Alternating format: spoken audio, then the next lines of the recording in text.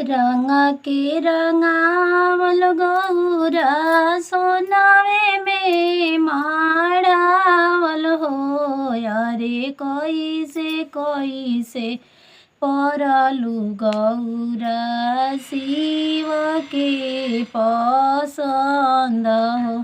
अरे कोई से परलू गौरा शिव के पसंद। तोहरा लेके होया माँ शिवा बहुरा हो। अरे मोरा लेके होया माँ शिव भगवान हो। रंग के रंगावल गौरा सोने में माढ़ावल हो। अरे कोई से परलू गौरा शिव के पसंद हो। सभक के देलिया माई अरी से बियरी हो।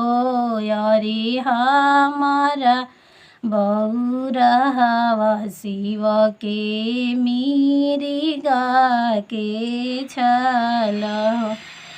सभक के देलिया माँ पूड़िया मिठैया हो। अरे हमारा बहुरहवा बर के भंगिया के गोला हो। सभक के देलिया माँ पूड़िया मिठैया हो। अरे हमारा बहुरहवा शिव के भंगिया के गोला। तोहरा लेके होया माँ शिव बहुरहवा हो।